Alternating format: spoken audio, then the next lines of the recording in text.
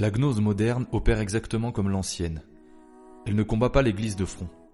Elle ne désire pas son abolition. Elle veut seulement se la subordonner. Elle travaille à une synthèse du christianisme et de toutes les autres confessions, même les plus éloignées, pour réaliser une religion universelle. Aujourd'hui, comme autrefois, les gnostiques ou néognostiques élaborent des versions diverses de la gnose selon le taux des éléments qui entrent dans la constitution de la synthèse. Les uns, par exemple, majorent les apports de l'hindouisme, les autres ceux de l'islam, les autres encore ceux de la Kabbale. D'autres enseignent, avec élégance et autorité, une gnose extrêmement proche du christianisme, proche au point qu'ils peuvent la présenter avec une certaine vraisemblance comme compatible avec le catholicisme le plus traditionnel. Les éléments gnostiques qu'ils apportent sont tellement bien noyés dans la terminologie chrétienne, leurs angles sont si bien limés, que leur hétérogénéité est très difficile à percevoir. Et cependant, ces éléments gnostiques figurent bel et bien dans le mélange et ne peuvent pas manquer d'y produire les fruits que produisent toujours les erreurs de doctrine. Ces doctrinaires, à moitié chrétiens, à moitié gnostiques, donnent eux-mêmes à leur entreprise le nom d'ésotérisme chrétien. Notre travail va donc consister à projeter sur ces corps étrangers gnostiques la lumière de la foi pour les identifier, les isoler et les définir comme tels, et cela afin d'éviter aux catholiques sincères de se laisser abuser.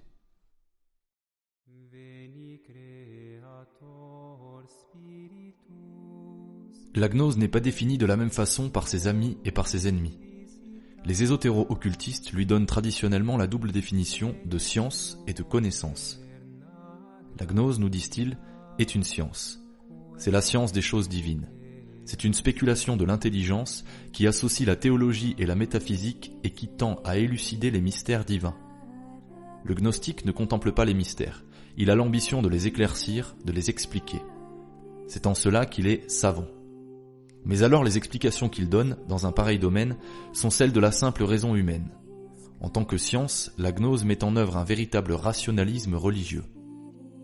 Mais la gnose, nous dit-on, est aussi une connaissance intuitive des choses divines. Le gnostique entretient des contacts personnels et expérimentaux avec la divinité, ou ce qu'il croit être la divinité. La gnose est donc, en dernière analyse, une mystique. Le gnostique parle comme un homme qui a des révélations. Mais disons tout de suite que c'est une mystique qui ne sait pas discerner les esprits, et, par conséquent, prend des inspirations démoniaques pour des inspirations divines. Pour nous, qui sommes ses ennemis parce que nous constatons le subtil empoisonnement du catholicisme auquel elle se livre, nous voyons cette même gnose sous un autre aspect et nous la définissons comme la théologie de la religion universelle que les congrégations initiatiques mettent progressivement en place. Plus précisément, pour un chrétien, la gnose apparaît comme un christianisme inversé dans lequel Lucifer prend la place de notre Seigneur Jésus-Christ. Peut-on espérer extirper totalement la gnose ? Certainement pas. Elle est livrée dans le champ. Personne n'empêchera jamais qu'à chaque génération, un certain nombre d'esprits faux se construisent eux-mêmes leur propre religion à force de lectures hétéroclites et de fréquentations sulfureuses.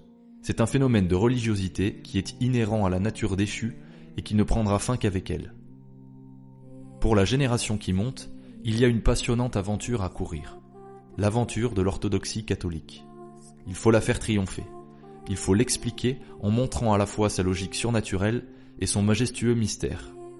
Aventure passionnante pour deux raisons. D'abord, parce que la bataille sera rude, ce qui est déjà un attrait pour des esprits pugnaces. Et ensuite, parce que la victoire est acquise d'avance du fait de l'incomparable solidité du dogme.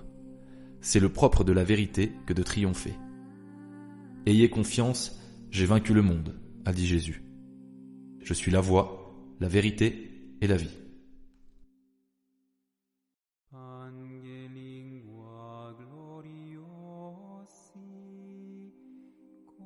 Les néognostiques, même ceux qui se posent comme des chrétiens orthodoxes, font état du principe suprême. Ils le décrivent comme étant la superdivinité. Certains lui donnent le nom d'hyperthéos. Ils le mettent au-dessus de l'existence. Pour eux, il n'appartient même plus au domaine de l'essence puisqu'ils le disent suressentiel.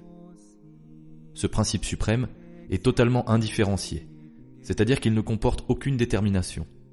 Il est supérieur et antérieur aux hypostases, c'est-à-dire à la distinction des personnes divines. Il est la virtualité universelle. Il contient tous les possibles, ceux qui sont manifestés, comme aussi les non manifestés. Il transcende le bien et le mal. En lui, le bien et le mal s'équilibrent. Il est bien évident que cette conception de la divinité suprême ne correspond pas du tout au Dieu de la religion chrétienne. Le Dieu qui s'est révélé lui-même est à la fois un Dieu existant et infini. Il est un Dieu existant puisqu'il dit « Ego sum qui sum » « Je suis celui qui suis ». Et c'est ce même Dieu, réellement existant, qui est également infini, absolu et omnipotent. Il n'y a pas deux dieux, l'un infini et l'autre existant. Il n'y en a qu'un seul. Et c'est là justement que réside le mystère. Les néognostiques, en suivant René Guénon sur la voie du principe suprême, rejettent l'unité divine au-dessus et en dehors de la Trinité, laquelle devient alors une sorte d'hypothéos, un sous-dieu, créateur peut-être, mais secondaire et relatif, différencié comme ils disent. En tout cas, subordonné à l'absolu du principe suprême et à sa logique. Il en va tout autrement dans la foi catholique. L'unité et l'immensité de Dieu ne doivent pas être séparées de sa Trinité. Elles ne doivent pas être tenues pour plus essentielles que sa Trinité. Nous n'en voulons pour preuve que deux textes sans appel. Le texte de la préface de la Sainte Trinité et celui du symbole de saint Athanase. La préface de la Sainte Trinité porte ceci. Un seul Dieu, un seul Seigneur, non dans la solitude d'une unique personne, mais dans la Trinité d'une unique substance. Confessant la véritable et éternelle divinité, nous adorons la propriété dans les personnes, l'unité dans l'essence et l'égalité dans la majesté. Quant au symbole de saint Athanase, il contient les formules suivantes. Incréé est le Père, incréé le Fils, incréé le Saint-Esprit. Immense est le Père, immense le Fils, immense le Saint-Esprit. Éternel est le Père, éternel le Fils, éternel le Saint-Esprit. Et cependant, il n'y a pas trois éternels, mais un seul éternel. Ni trois incréés, ni trois immenses, mais un seul incréé et un seul immense. Et dans cette Trinité, rien d'antérieur ni de postérieur, rien de plus grand ou de moins grand. L'unité et l'immensité de Dieu ne sont pas plus grandes que sa Trinité. Elles ne lui sont pas non plus antérieures. On voit nettement que la notion même de principe suprême et d'hyperthéos est repoussée par ces deux textes dont nous n'avons pas besoin de souligner l'autorité, puisque tous deux sont liturgiques.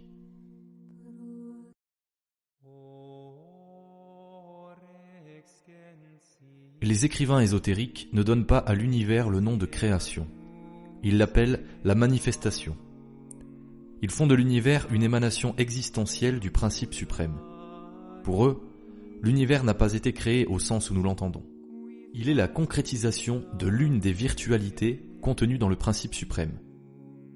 Ces auteurs précisent qu'il y a dans la manifestation plusieurs étages qui sont encore les émanations les uns des autres.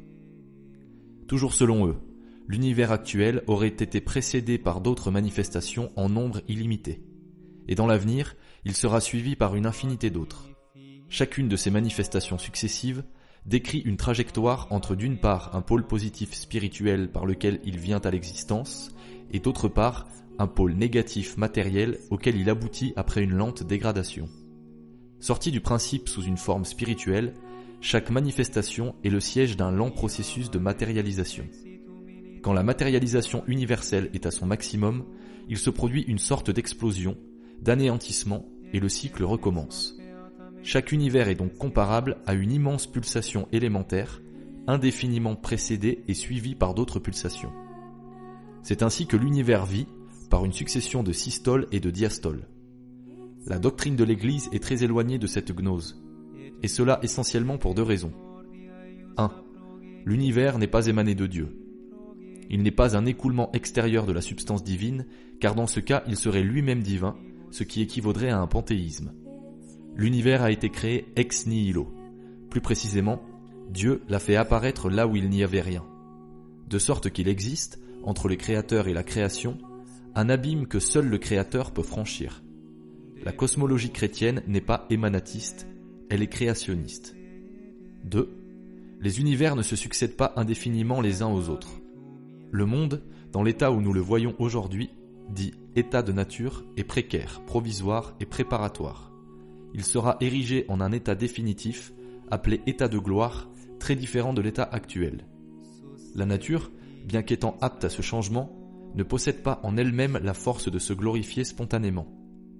La glorification exige un nouveau décret divin et un nouveau déploiement de la puissance divine qui viendront parfaire l'acte créateur initial qui a suscité la sortie du néant. Bref, la théorie de la manifestation est incompatible avec le christianisme et elle s'apparente, qu'on le veuille ou non, au panthéisme émanatiste.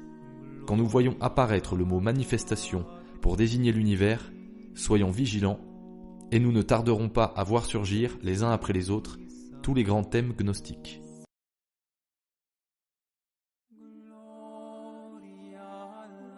D'après les gnostiques contemporains, la manifestation serait soumise à un rythme cyclique sans fin, réalisant une immense pulsation universelle. Citation. L'immense architecture du temps, qui répond à celle de l'espace, apparaît comme un ensemble d'édifices imbriqués les uns dans les autres, se correspondant et se répondant en une série indéfinie de moments parfaitement agencés, à la manière de grandes orgues émettant non pas des sons, mais des durées qui se fondent sans se confondre dans le vasque de l'éternité. Fin de citation. Jean Biès, Passeport pour des temps nouveaux, page 33-34. Dans la plupart des systèmes cycliques, l'unité de base est le yuga. C'est une ère de plusieurs milliers d'années qui se subdivise en 4 âges. Le yuga auquel nous appartenons a commencé par l'ère du Satya Yuga, qui est l'âge d'or. Sont venus ensuite 2 autres âges, le Treta Yuga et le Dispara Yuga. Enfin, l'ère se termine par l'âge dans lequel nous sommes actuellement plongés, le Kali Yuga, qui est un âge sombre. C'est l'âge ultime de notre grande ère. C'est une époque de dégradation très peu spirituelle, où tout est désacralisé et matérialisé. C'est la civilisation occidentale moderne, avec son mercantilisme, son socialisme et sa technicité. Le Kali Yuga doit se terminer, comme tous les cycles, par une catastrophe. Plusieurs yugas successifs forment ensemble une vaste révolution, appelée Manvantara, qui est aussi à forme cyclique. À leur tour, plusieurs Manvantara consécutives composent un cycle global immense qui porte le nom de Kalpa. Qu'y a-t-il au-delà ? Les théories cycliques que nous avons eues entre les mains ne l'indiquent pas. On voit que dans l'ensemble, chaque cycle est formé par une série de sous-cycles.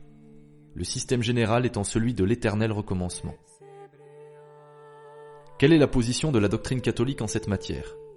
Certes, les docteurs chrétiens observent que l'état de nature comporte des cycles.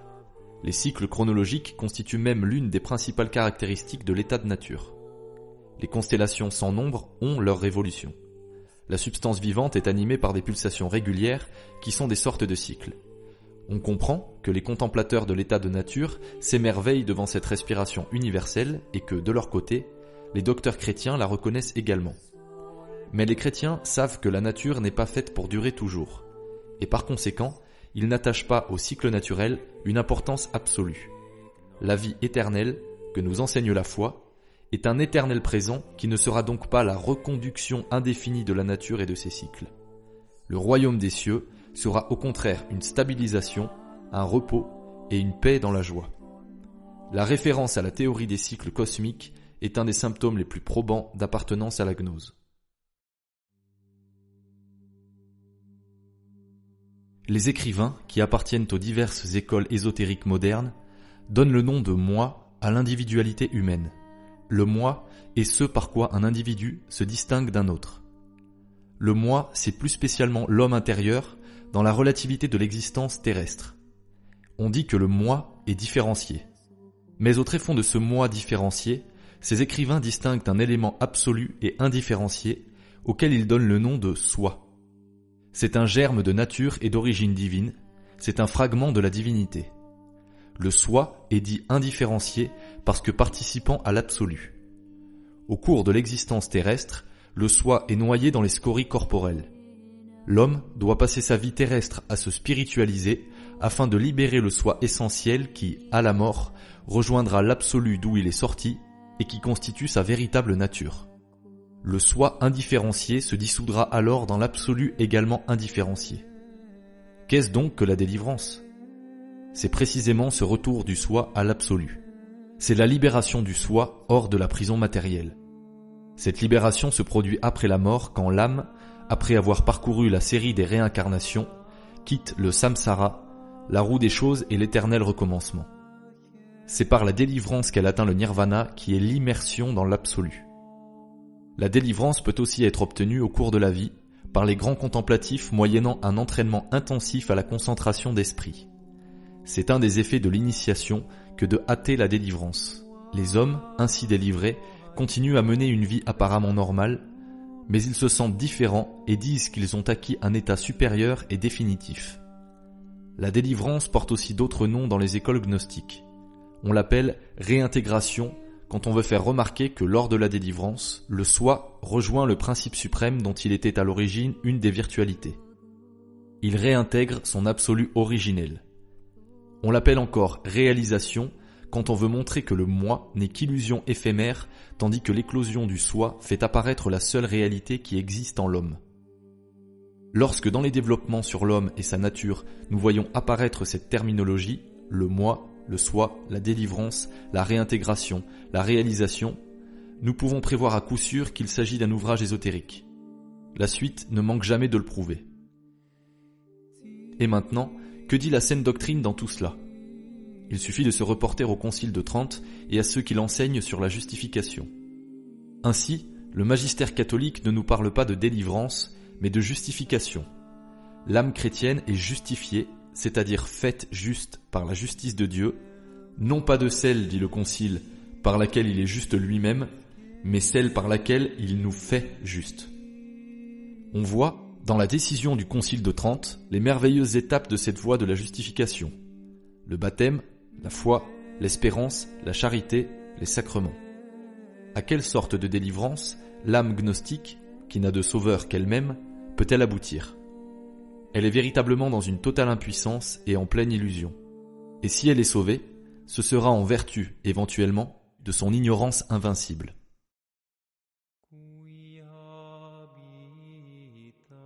Presque toutes les doctrines ésotériques modernes comportent la croyance en la réincarnation des âmes. Quand elles ne se réfèrent pas explicitement à cette croyance, c'est en général parce qu'elles y souscrivent implicitement. La réincarnation est le nouveau nom de la métempsychose.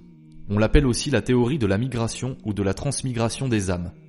On trouve encore pour la désigner le mot de palingénésie qui, selon l'étymologie, signifie la même chose. Palin veut dire de nouveau et génésie suggère l'idée de génération et donc d'incarnation. On voit aussi, mais plus rarement, reviviscence. Toutes ces dénominations, qui ne diffèrent que par d'infimes nuances, sont pratiquement synonymes.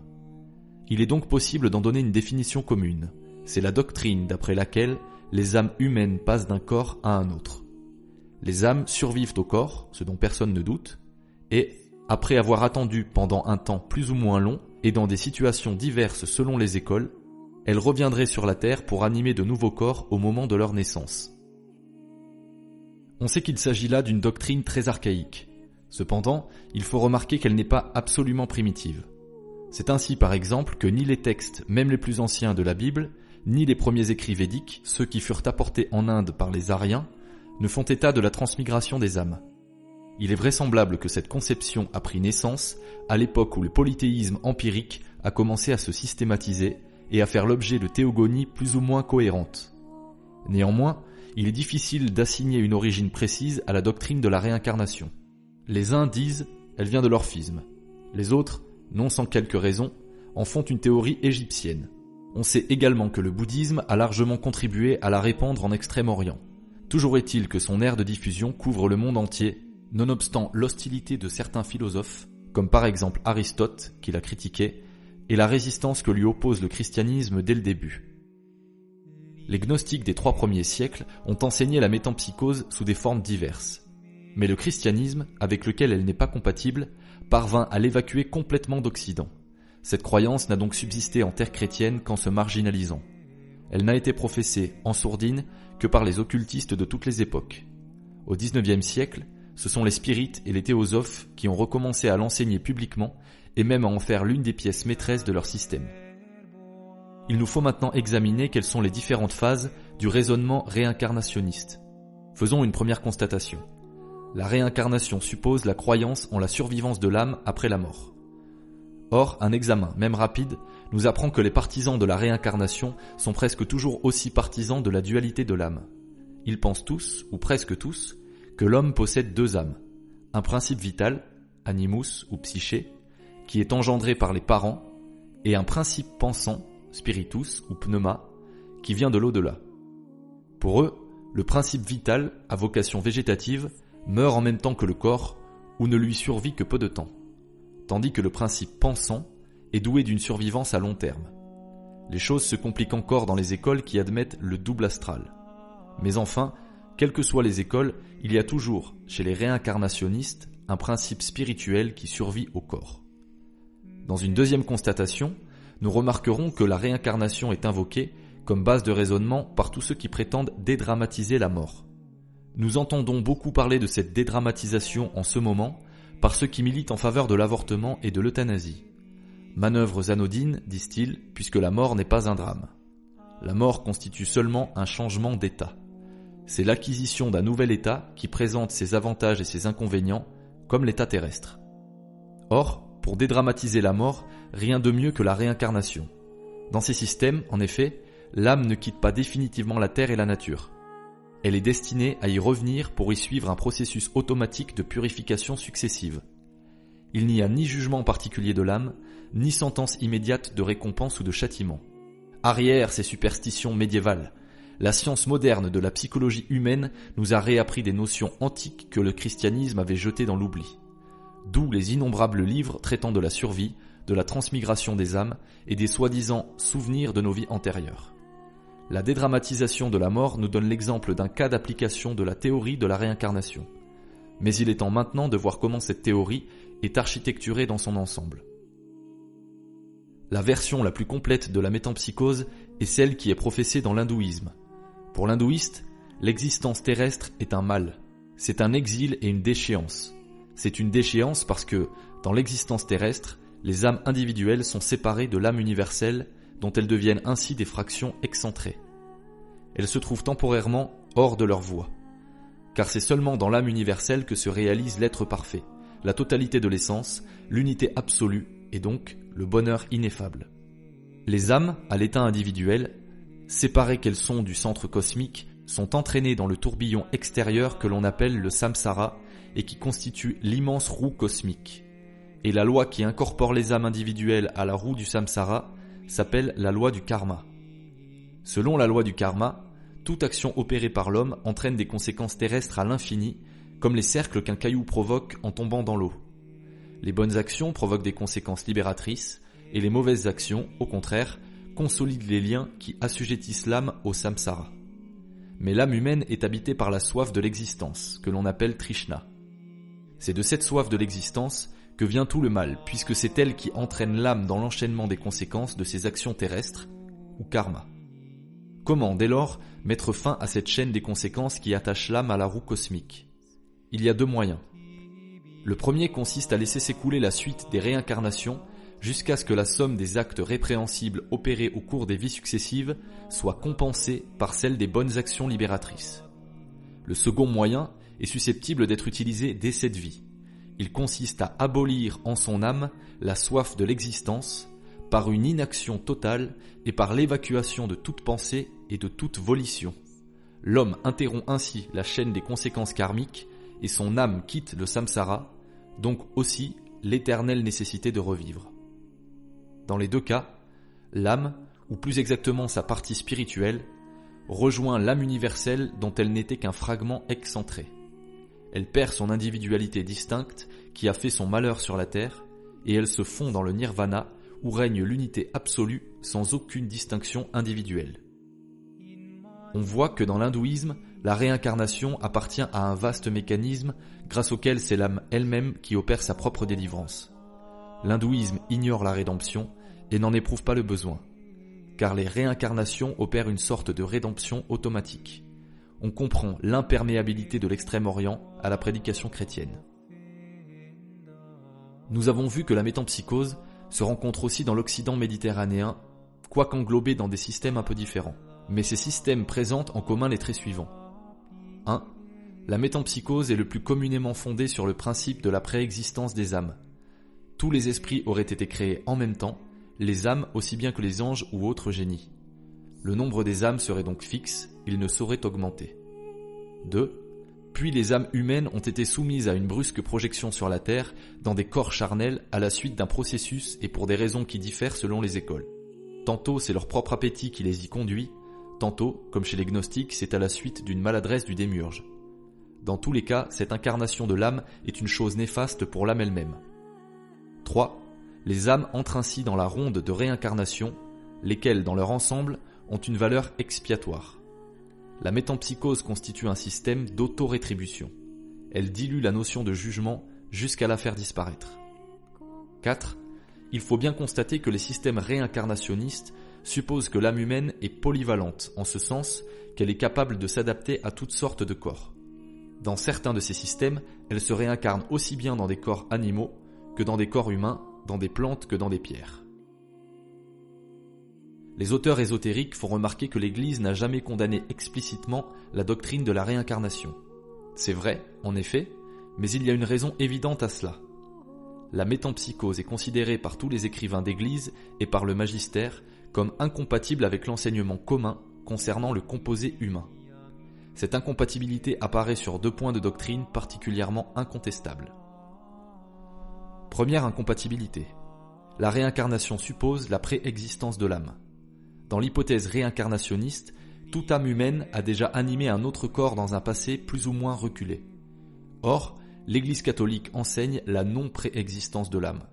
Le synode de Constantinople déclare en 543 « Si quelqu'un dit ou pense que les âmes des hommes préexistent, en ce sens qu'elles étaient auparavant des esprits et des saintes puissances qui, lassées de la contemplation de Dieu, se seraient tournées vers un état inférieur, que pour ce motif, la charité de Dieu se serait refroidie en elles, ce qui les a fait appeler en grec âmes et qu'elles auraient été envoyées dans des corps pour leur châtiment, qu'ils soient anathèmes. » L'âme est la forme substantielle du composé humain. Elle est créée au moment de la conception. Mais alors, il faut bien préciser que Dieu, en créant les âmes successivement, et non pas toutes ensemble au commencement du monde, ne fait que multiplier l'espèce humaine en conformité avec la loi qu'il a lui-même imposée à la fin du 6e jour, « Croissez et multipliez-vous ». Deuxième incompatibilité. Elle apparaît non plus au moment de la naissance, mais au moment de la mort. La sentence rendue au moment du jugement particulier auquel chaque âme est soumise après la mort est exécutoire immédiatement. D'après le deuxième concile de Lyon, 1274, les âmes des justes sont immédiatement reçues au ciel. Et d'après le concile de Florence, 1439, les âmes des réprouvés descendent immédiatement dans l'enfer pour y souffrir le châtiment de peines inégales. Quant aux âmes qui ne sont ni immédiatement élues, ni immédiatement réprouvées au moment du jugement particulier, elles entrent au purgatoire. Or, ni le magistère ni aucun docteur n'a jamais enseigné que le purgatoire consistait en une migration des âmes de corps en corps. On voit donc que le système de la réincarnation est doublement incompatible avec l'orthodoxie catholique.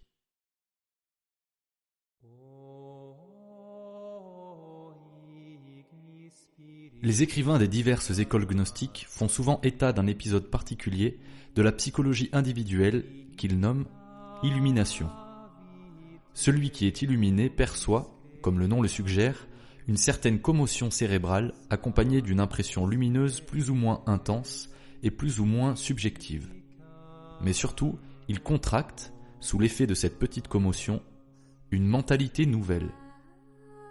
À partir de son illumination, le sujet ne voit plus le monde comme auparavant. Ce changement d'optique est durable et même, le plus souvent, définitif.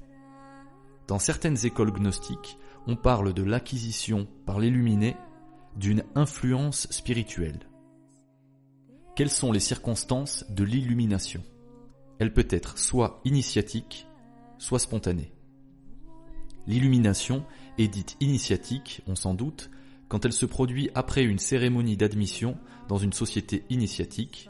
Il arrive même qu'elle se produise au cours de la cérémonie elle-même. L'impression lumineuse n'est pas toujours très nette, elle est quelquefois inexistante. Mais le changement de mentalité est presque toujours perçu avec acuité. L'illuminé a l'impression d'être devenu un autre homme. Pour lui, le monde extérieur est éclairé par une autre lumière. L'illumination est dite spontanée quand elle se produit, en dehors de toute affiliation cérémonielle, chez des individus qui se livrent à des méditations intenses ou à une passion intellectuelle prolongée. C'est une sorte de spasme de l'intelligence qui survient après une forte attention ou une forte jubilation d'esprit. Ce phénomène de psychologie humaine était connu des anciens qui lui donnaient le nom de momentum intelligentsia, expression que l'on peut traduire par instant de compréhension où l'on retrouve l'idée de mentalité nouvelle. Quel est l'agent de ce phénomène illuminatif ? On peut désigner deux agents différents. Ou bien le contemplatif est brusquement soumis à une influence démoniaque, généralement euphorisante, et cela peut se produire aussi bien dans le cas d'une illumination initiatique que dans celui de l'illumination spontanée. Ou bien il est simplement soumis à des forces mentales qui proviennent de son propre fond. Il est impressionné par ses propres cogitations, qui prennent une forme paroxystique du fait de l'intensité de la préparation. Dans ce cas, on donnera à son illumination le nom d'enstase, pour marquer qu'il y a eu autostimulation et repliement sur soi-même, et pour la distinguer de l'extase, laquelle est un phénomène objectif. Dans l'illumination par enstase, c'est l'esprit qui implose sur lui-même. Interrogeons maintenant les docteurs spirituels du christianisme sur la question de l'illumination et du jugement que l'on doit porter sur elle. Le véritable illuminateur de l'âme, c'est le Verbe incarné. Il est illuminateur parce que c'est lui qui a rendu visible ce qui est invisible. Il nous fait connaître Dieu que personne n'a vu. Qui me voit, voit aussi le Père. Le chrétien est illuminé par les sacrements, surtout ceux qui impriment dans l'âme un caractère. La liturgie de la messe, des heures et des sacrements nous familiarise avec cette idée d'illumination. À l'intérieur de l'Église, du fait de la foi du sujet et de la grâce qu'il possède, son âme fervente peut atteindre une illumination réelle, c'est-à-dire un contact objectif avec la lumière divine. « Je suis la lumière du monde », a dit Jésus. Les écrits des grands mystiques catholiques nous informent de l'illumination qu'ils ont reçue de Dieu.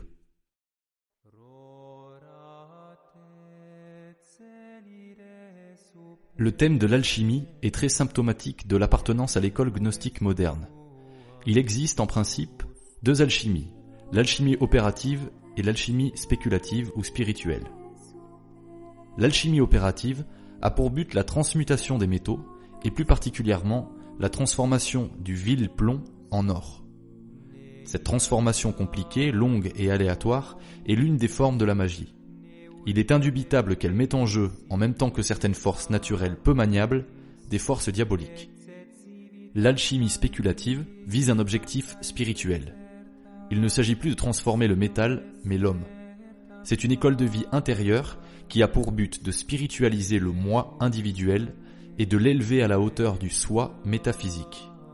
En d'autres termes, l'alchimie spirituelle travaille à faire éclore le germe d'absolu que chaque homme est censé recéler au fond de lui-même. Cette méthode de germination est entourée, chez les alchimistes, d'un folklore très spécial.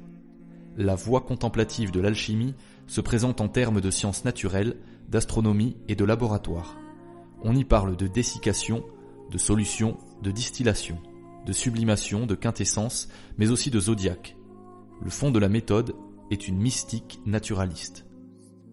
L'alchimie opérative et l'alchimie spéculative ont en commun une même mentalité, celle de la transmutation. La mentalité alchimique tend à sublimer la nature, physique ou humaine, en utilisant les forces de sublimation incluses dans la nature elle-même.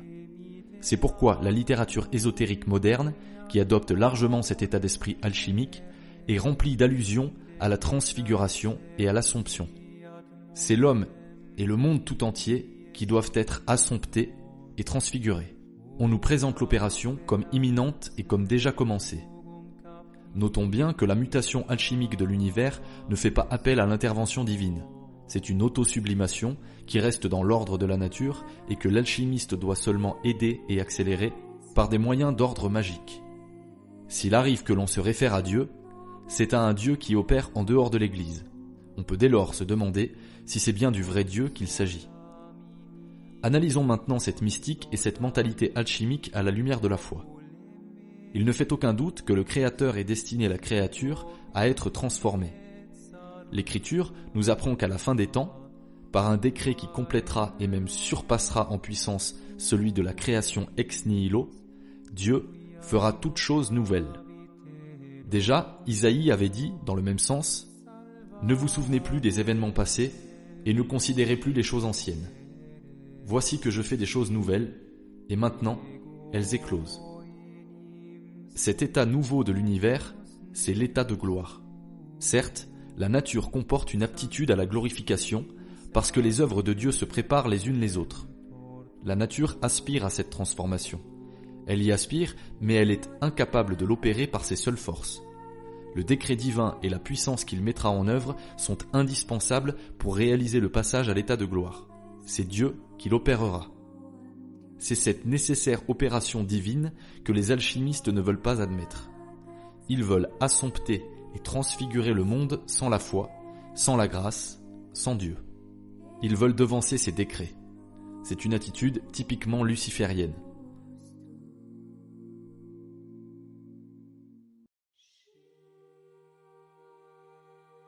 Le thème de l'androgyne est l'un des plus fréquents traités par les auteurs ésotéristes. D'après eux, l'homme, tel qu'il figure à l'état de projet dans la pensée divine avant sa venue à l'existence, serait à la fois homme et femme. L'archétype de l'homme serait androgyne. Cet androgyne archétypal reçoit aussi quelquefois le nom d'homme universe. Dans la littérature gnostique actuelle, les développements sur ce sujet sont très fréquents, très abondants, mais aussi très confus. On arrive à y distinguer 3 types, ou plutôt 3 niveaux d'androgynie. Premier niveau. Il y a d'abord l'androgynie archétypale dont nous venons de parler. L'homme idéal, dans la pensée de Dieu, serait androgyne. Mais alors, pourquoi ne l'est-il pas resté ? Deuxième niveau. On distingue ensuite une androgynie primordiale ou ancestrale. Adam aurait été androgyne avant la création d'Ève. La distinction des sexes daterait de la formation d'Ève. Troisième niveau. Enfin, on nous fait entrevoir aussi une androgynie que nous appellerons eschatologique. Quand interviendra la reconstitution de toute chose, l'homme revêtira de nouveau la forme androgynique, puisqu'elle lui est, paraît-il, essentielle. Ces considérations, présentées d'ailleurs avec plus de lyrisme que de bon sens, sans compter une intarissable volubilité, sont typiques de la littérature gnostique moderne. Mais la notion elle-même est très ancienne. Elle date des premiers temps de la gnose historique. On la retrouve même dans le paganisme antique. Quelle est la doctrine de l'Église sur un tel sujet ? À vrai dire, le magistère ne s'en est jamais beaucoup occupé tellement cette hypothèse est stupide. On peut seulement rappeler un certain nombre de vérités incontestables qui militent contre cette monstruosité. L'homme n'a qu'un seul archétype, c'est le Verbe incarné. Il n'y en a pas d'autre. Il est le premier-né de toute créature. Le Christ est le modèle sur lequel toute l'espèce humaine a été constituée. La Vierge Marie elle-même, qui est la deuxième Ève, a été formée sur le modèle du Christ. Elle est l'aide semblable à lui dont parle l'Écriture. Or, notre Seigneur n'était pas androgyne, étant vrai Dieu et vrai homme. Dans la distinction des sexes, qui est une des grandes lois de la nature vivante, Dieu veut, de toute évidence, nous faire méditer un mystère de dualité. Au 4e jour de la création, nous voyons apparaître simultanément les 2 grands luminaires. Le soleil est la figure de notre Seigneur Jésus-Christ, que l'on appellera le soleil de justice, et la lune est la figure de la Vierge Marie, que l'on appellera le miroir de justice, parce qu'elle reflète la lumière du soleil, n'ayant pas de lumière propre. Il n'a jamais été écrit nulle part que le soleil et la lune proviendraient d'un astre antérieur qui les aurait contenus tous les 2 et qui se serait dédoublé par la suite. Ce que nous voyons d'emblée, ce sont 2 astres dont l'un, plus petit, tire sa lumière de l'autre. C'est ce mystère de dualité, exprimé dans les faits, que nous avons à méditer, sans aller en inventer un autre que ni l'Écriture ni la nature ne nous fournissent. Ni l'Écriture, ni la tradition, ni les pères, sauf quelques exceptions que l'on compte sur les doigts d'une seule main, ni le magistère n'ont jamais parlé d'un être à la fois homme et femme qui aurait constitué l'étape préparatoire à l'humanité.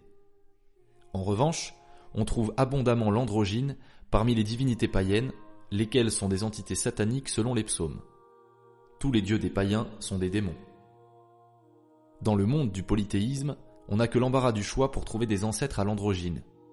Pourquoi Dieu a-t-il recouru à 2 sexes différents pour réaliser la procréation ? Tel est le mystère qu'il nous donne à méditer. On peut lui trouver des commencements d'explication, on ne peut pas l'élucider totalement. Ce qui est certain, c'est que l'androgyne, sous prétexte d'éclairer ce mystère, l'obscurcit singulièrement et crée plus de problèmes qu'il n'en résout.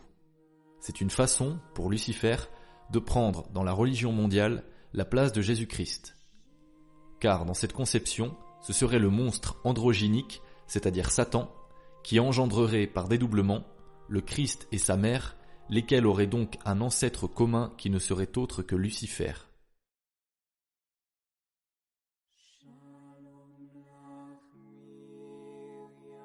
Après avoir longtemps employé des circonlocutions prudentes, au temps où l'Église leur inspirait encore une certaine crainte, les écrivains gnostiques s'expriment aujourd'hui ouvertement.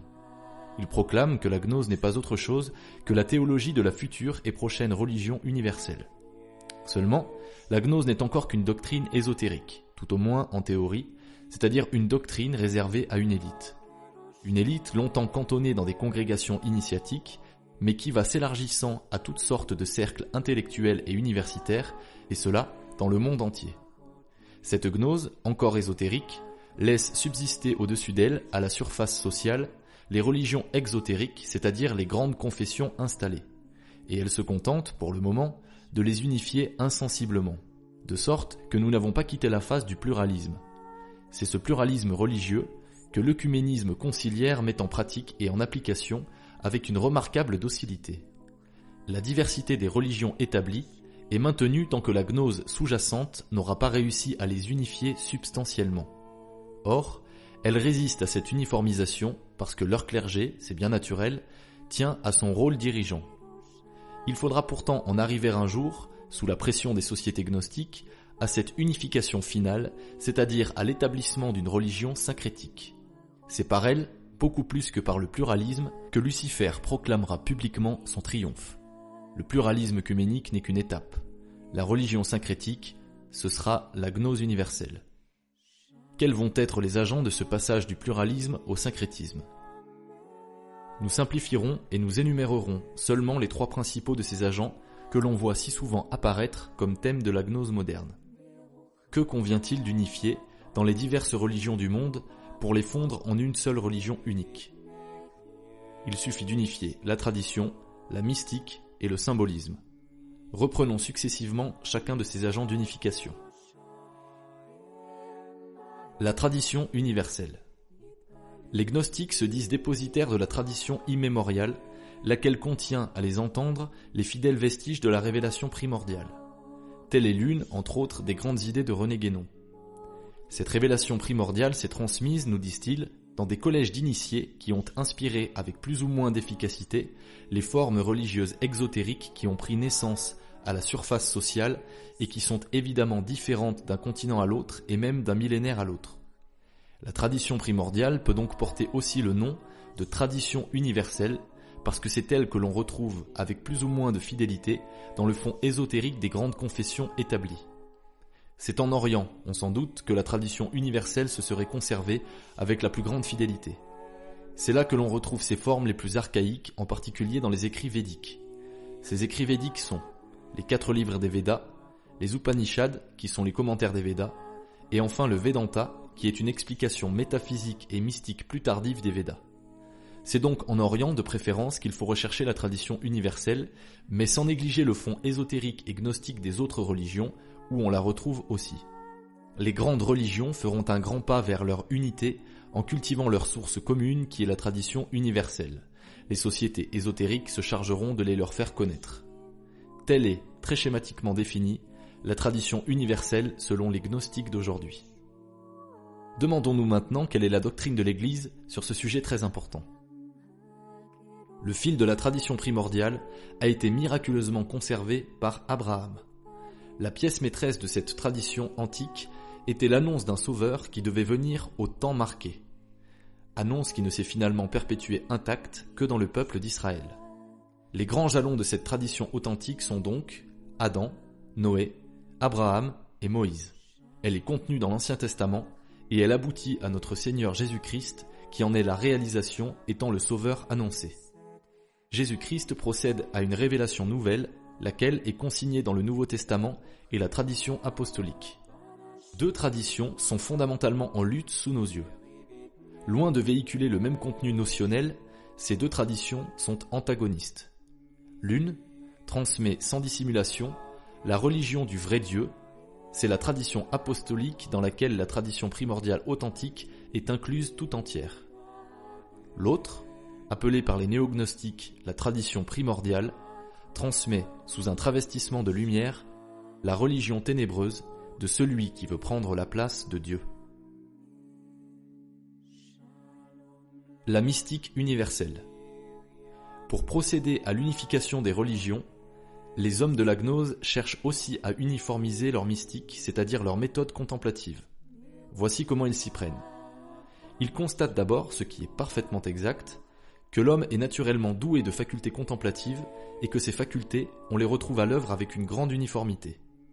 L'appareil mystique de l'homme est le même quelle que soit la religion. Les gnostiques partent donc d'une constatation exacte. Nous allons voir comment ils bifurquent aussitôt après. De cette uniformité de l'appareil mystique, ils concluent que le contenu notionnel que l'on peut en retirer est également uniforme. Expliquons-nous. Pour eux, dès lors que l'âme s'épanouit en direction du monde des esprits, elle ne peut que capter des messages divins. Dès lors qu'il y a exercice de la faculté mystique, c'est-à-dire de la faculté de commerce avec le monde spirituel, il est inutile de se demander avec quelles entités l'âme se trouve effectivement en rapport. Ce ne peut être qu'avec le monde divin.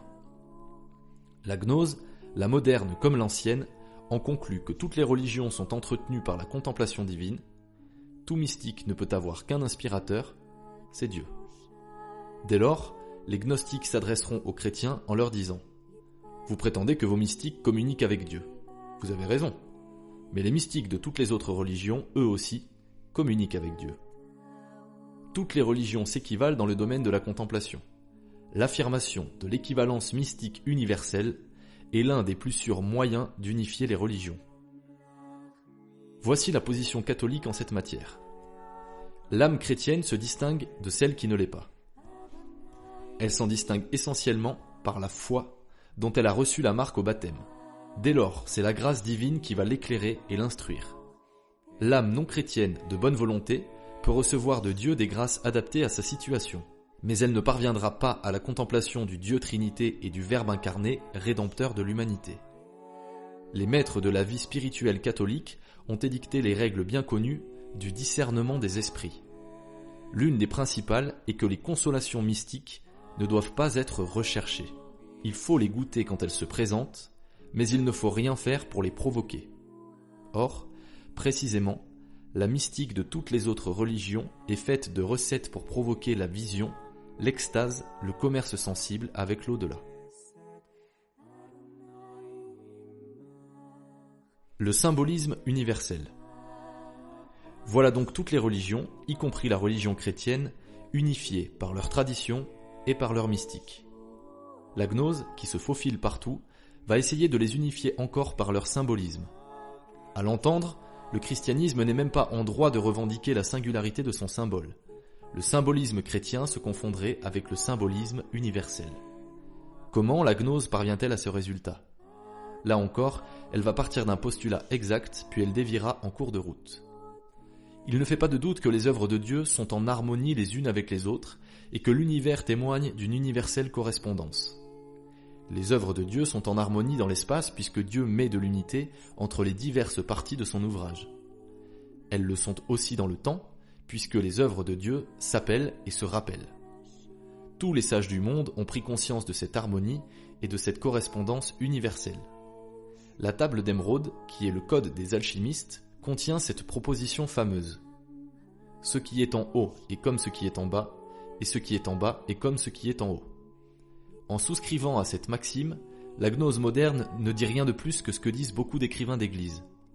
Le méditatif gnostique, en comparant les œuvres de Dieu entre elles, va évidemment trouver des harmonies en nombre illimité. Il va inventorier un univers indéfiniment harmonieux. Ce faisant, il déclarera qu'il pratique un symbolisme ouvert parce qu'il ne s'imposera aucune règle.